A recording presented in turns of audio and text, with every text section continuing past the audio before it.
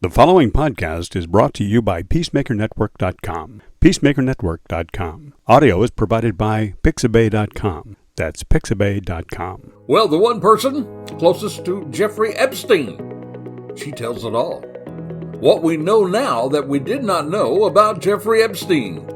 We're going to talk about that and a whole lot more on this episode of Charlie Crimebuster. It is what some people are calling, they're calling it the fastest minutes in podcasting. The views and opinions expressed in this presentation are solely those of the individuals participating and do not represent those of city, county, state, or federal law enforcement agencies, nor sponsors and platforms of this presentation. The Charlie Crimebuster name and all forms and abbreviations are property of its owner, and its use does not imply endorsement of or opposition to any specific organization, product, or service.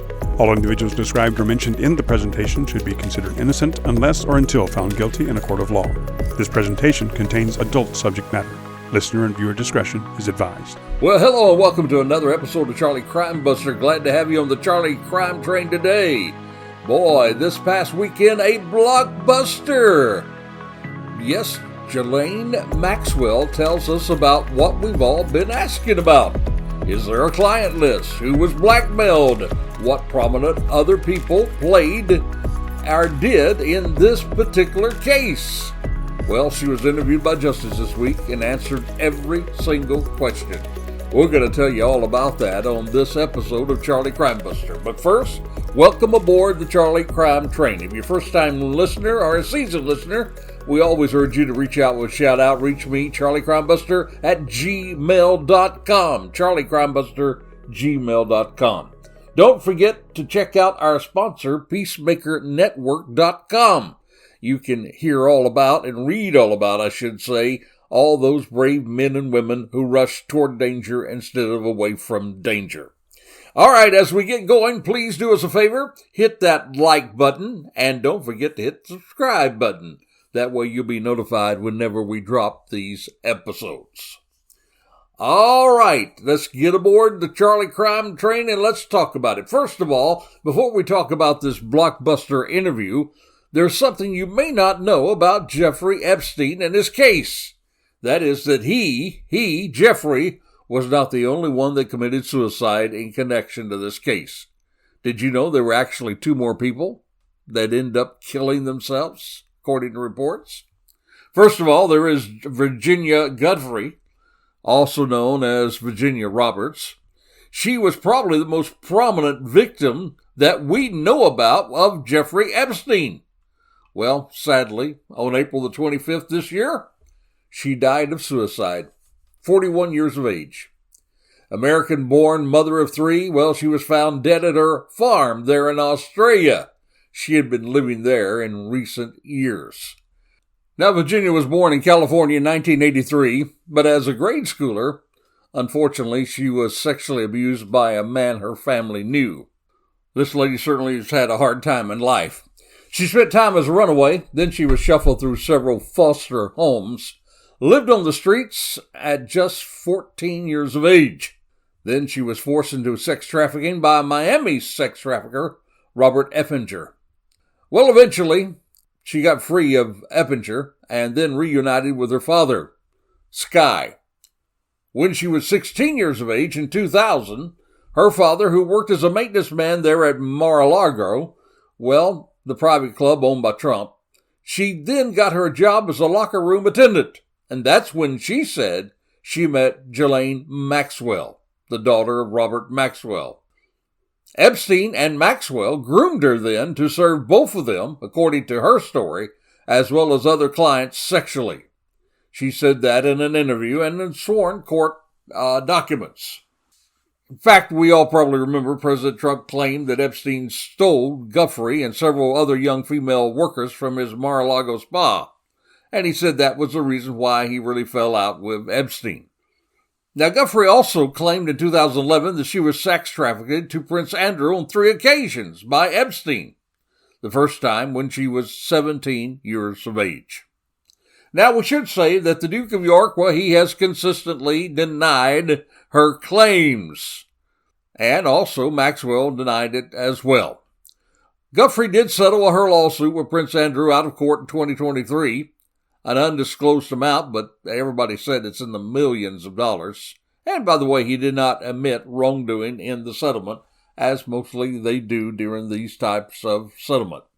Afterward, she had lived, according to other people, a relatively quiet life with her husband Robert and 3 children. But then, my friend, I want you to know there was trouble. We now know, and looking at these news accounts, that right before she killed herself, she was in an accident, a car accident, she said, and that she only had 4 days to live. But now they're finding that that wasn't quite true, that she exaggerated her health situation. And she failed to realize that she had been arrested, or indicted, you might say, for violating a domestic violence order. Basically, a restraining order to keep her away from her children and her estranged husband. So it's in this background that this young lady killed herself. Then there are other people also we find that have killed themselves. There was another man who was involved in this whole situation that ended up killing himself. He was there in France, and he was arrested for his part. It was a highfalutin modeling agency type guy who was caught up in this scandal. So there was actually 3 suicides. This most prominent witness that was been used in the Jeffrey Epstein case, and one other guy who was caught up in the scandal. So this case is strange all the way around.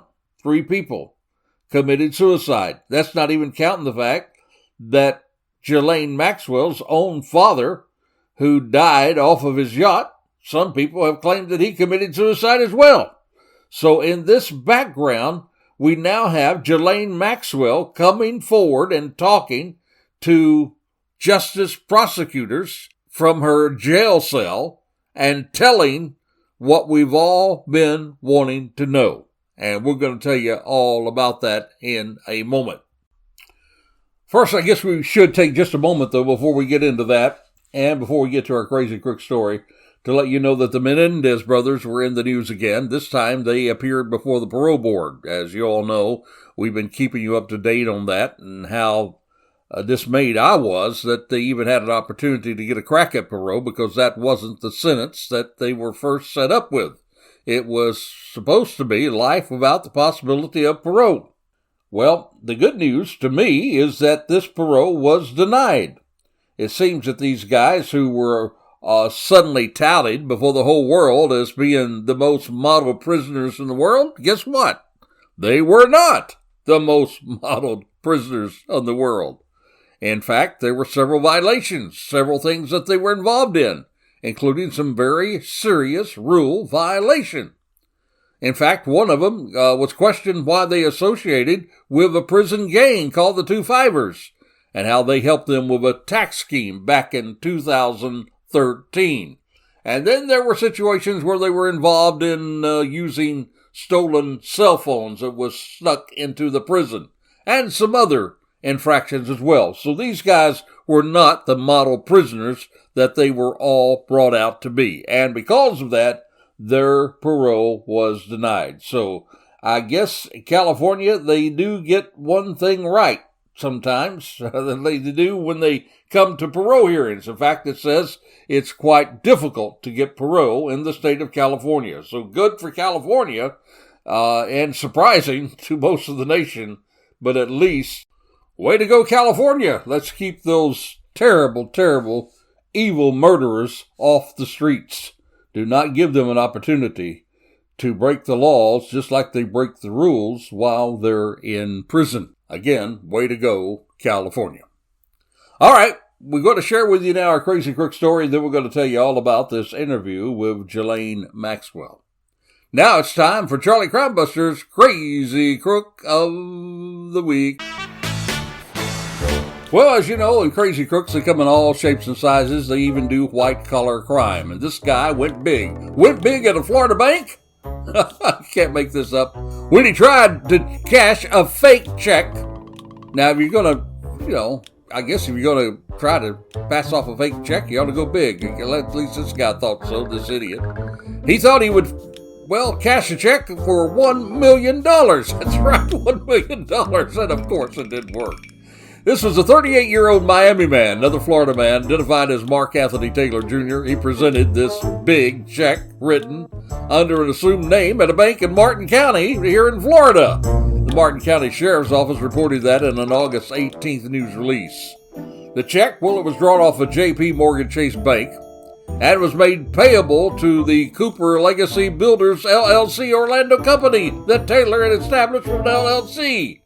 His goal was to draw off the check before the bank determined it was a bad check. That's what the sheriff's office said. And thanks to an alert bank teller, surprise, surprise, surprise, I believe I would even be alerted to that. What if you were a bank teller, somebody walked in with $1 million check, I think you would take a real close gander at it, don't you? Well, but thanks to this bank teller and quick responses from the road patrol deputies down there, that scheme, it was shut down before it could succeed. Taylor was arrested, charged with uttering a false instrument, possession of a fake driver's license, surprise, surprise, surprise, and a possession of an altered ID card, and of course for attempting to obtain property of $50,000 or more. Way more than $50,000. In fact, just about $1 million. And another surprise, investigators say Taylor, he had a history of this kind of stuff. And it appears that he was running these type of scams all across Florida. But I guess he just went a little too big with $1 million, don't you guess? And an August 18th Sheriff's Office Facebook post what detailed the case. It's already garnered about 1,000 reactions on the first day. Many people astonished at the size of the check. Now, I would think anyone bringing $1 million check to a bank just might arouse suspicion, don't you think? So this guy who tried to cash a bad check of $1 million is indeed Charlie Crimebuster's Crazy Crook of the Week. Well, now back to our main focus. This series has been all about the theory that some people think that the government's been holding back critical information about Jeffrey Epstein by not releasing everything they have on them. And many are believing that the one person that could blow the whistle on the government holding back such information, Ghislaine Maxwell.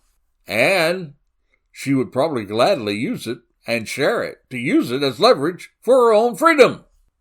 Now, we do know two things now, that this is why perhaps she was transferred from a hard prison like we had here in Florida to a more lenient one there in Texas. And that is now, I believe, because she cooperated with officials with this interview. And now those transcripts have been made public. So what did she say? Who did she implement? What about that Epstein list? Who else was in on the abuse? Who were they blackmailing? Will Ghislaine Epstein let us know all those answers to all those questions? Well, let's find out about it. Here we go. Now, Blanche was the government's attorney who went to visit her. And probably we might think that one of the reasons was maybe to ease the pressure that President Trump and the administration is getting over the Epstein files. You know, it would be inevitable that the president's name would come up in these interviews. It was raised on 4 occasions. And in this interview, Maxwell appeared to draw distance from Trump and Epstein. She described Trump and Epstein as friendly, but saying that she did not witness him engaging in any sexually inappropriate behavior. She also said that she never saw the president in any type of massage setting. I never witnessed the president in any appropriate setting in any way. The president was never inappropriate with anybody. That's what she said about the times that she was with him. In fact, she called him that he was a quote unquote gentleman in all respects. Now, Maxwell says that she may have met Trump back in 1990. Before she met Epstein. That was, of course, because Trump had been friendly with her father, that media mogul who was Robert Maxwell. Now, she also claimed that neither she nor Epstein ever really poached workers from Trump's Mar-a-Lago estate. Well, we all told you already that Virginia Guffrey said that she was actually approached there while she was working there. That was actually just down the street from Epstein's Palm Beach home. She said, "I've never recruited any of the masseuses from Mar-a-Lago." That's what Maxwell said. And that was despite the accusations of Virginia Guffrey. She said she was recruited at the age of 16 while she was working there. She also said, if you remember, she was paid to have sex with Prince Andrew. Now, Guffrey was never really named in the interview, but all of Guthrie's claims was denied. Now, she not only said that she did not see Trump involved in anything with Epstein's sexual abuse of minor children or anyone else as far as his sexual abuse. And we do know that Trump and Epstein had a falling out way before the charges against Epstein back several years ago here in Florida. But at the center of these conspiracies regarding Epstein is that reported black book of clients, which was thought to be a list of powerful people whom Epstein had allegedly trafficked these young victims. You see, many people allege that that black book had previously been published, and then it had been published one more time in February by Pam Bondi, when she said she had all these things on her desk. It was supposed to be the first phase of what many people thought was the declassified documents related to the Epstein case. Now, it was thought that that book would feature names including Trump and President Bill Clinton, who we do know have met and socialized with Epstein. But there are also people named with whom he had never met. And those listed names that we thought about in that book, that client list that he had, or maybe contacts from years ago, we call it a Rolodex. But all those contacts does not mean if their name is in those contacts that they are necessarily connected to those activities. But we thought there was a list. Now, the public also has been, asking for more evidence as to who exactly was involved in his crimes. So now many people are wondering whether there is a fully fledged Epstein client list. Well, what did Maxwell say about it? What did Ghislaine Maxwell say about it? Well, here it is. She denied it. Denied it. Repeatedly, she denied it. She said, quote, "There is no list. There is no list. There is no, and I'm not aware of any blackmail. I've never heard that. I never saw it. I never imagined it." Now, she was also pressed on her knowledge of Epstein's relationship with Clinton, and also with the current Health and Human Services Director, Robert F. Kennedy Jr., and she was pressed about Prince Andrew, of course, and Elon Musk as well. Maxwell did not. She did not share any incriminating evidence of any of the high-profile individuals. And she seemed to criticize the media attention. Now, folks, don't shoot the messenger here. I'm just telling you what she said during this interview. She went on to say, "I never saw any man doing anything inappropriate with a woman of any age. I never saw any inappropriate habits." Maxwell said that it may have happened without her presence. "I'm not saying that Mr. Epstein did not do those things, but what I can say is I did not participate in that activity."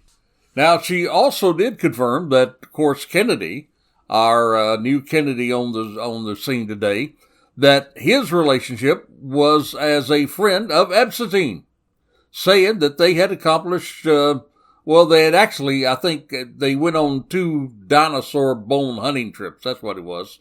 Went on 2 dinosaur bone hunting trips together. Now, beyond all that, here's something else that she says. She says she does not believe that Epstein committed suicide.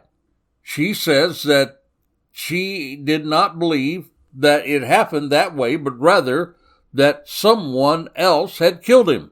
when the prosecutors asked her, did she have any knowledge or ideas who killed him, she said she did not know. She said she did believe that it was someone inside the prison rather than a hit on Epstein. In prison where I am, she said, they will kill you, or they will pay. Somebody can pay a prisoner to kill you for $25 worth of commissary. That's what she told prosecutors. She said, if it was indeed a murder, I believe it was an internal situation. And there was something else she said that we've been talking about on the program, and that's the ties of Epstein maybe to some spy agency, particularly Mossad. She denies that there was a connection between Epstein and the Israeli intelligence agency, Mossad. When asked by Blanche if she had ever had any contact with an individual from Mossad, she said not deliberately. And then she said she did not know or wouldn't know. So there you have it, my friend. I have all these questions that we've been asking about the so-called quote-unquote black book or list, about any blackmail at all taking place, about any other people involved in this terrible, terrible sex scheme that Epstein and Maxwell was a part of, and about any ties to Mossad or any other intelligence agency. So this is what she said. She denied it. But the question is it reliable? Now, it is very easy to sit back and say, well, she's just posturing. She's posturing because she wants the possibility of a pardon from Trump. So she's going to say nice things about Trump. But remember, she also said nice things about Bill Clinton. And the question I am asking you and asking myself, if you're going to posture yourself to get a pardon, she could have just done the opposite. If there was real information, she could have done the opposite when Trump was not in office. If she had any kind of information about Trump, why did she not use it while Trump was not in office? Why did she not use it back during the trial, back during the time that she went to prison? Why did she not use that information as leverage there? And the question or the answer could be that that information is simply not there. And again, now, when it comes to President Trump, we know that his affiliation with Epstein was not during the time that we know that these things were taking place in Palm Beach, Florida. They had already parted ways. He had already banned him from his club during that time. And we do know that there's no proof whatsoever that Bill Clinton was involved in anything nefarious. None at all. There's no evidence there. There's nothing there. As much as people on both sides of the political spectrum would like to see, their opposite person, opposite party involved in the scandal, there's just no evidence that either side, when it comes to the presidents of Trump and Clinton, that had happened at all. So I'm not surprised at all that she said that, and I believe she's telling the truth about both Trump and about Bill Clinton as far as their involvement with the Epsteins. The real, I think, kicker in this whole interview is her denial of a black book, her denial of a list, also her denial that Epstein was involved in any of these activities that had to do with the government. But the question is, would she even know if he was involved in any of those activities with foreign governments? This is a hush-hush type of thing. Now, she did work very closely with him. She was at one time his girlfriend, and then she became involved in his businesses, and she helped him with his businesses. She received a over $200,000 salary even up until the time that he was jailed, even though they had parted ways for several years. From then, she was still receiving money from him for some reason or the other. And we do know that she was included in that earlier agreement back in Florida of non-prosecution of any of his associates. That's on appeal right now and will probably go before the Supreme Court to see if that agreement not to prosecute any of his associates would really hold up under scrutiny now that she has been prosecuted and she is in jail. So, folks, I'm afraid that all of those of us who were wanting to hear information about that list, wanting to hear information about his ties with foreign government, wanting to hear information about other people involved. Well, we just didn't hear it in this particular interview. And so that brings us back to the position. Did any of that really happen? Is there a list? Was there blackmail? Were other people involved? Was he affiliated with a foreign government? We know that he received his burial there in Israel. We know he was a friend of Israel.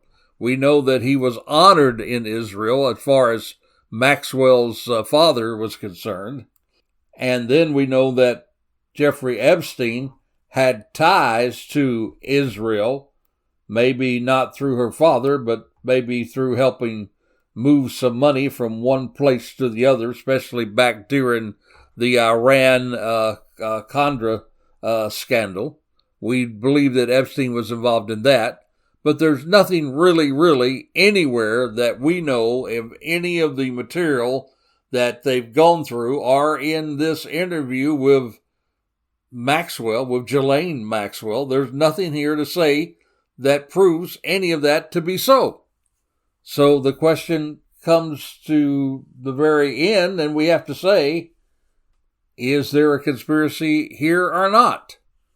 And I can tell you that without a shadow of a doubt, there is no evidence of those conspiracies. So, I know it is quite popular for people on podcasts to try to invent, conspiracies that may not exist. You're not going to see me do that here on this program.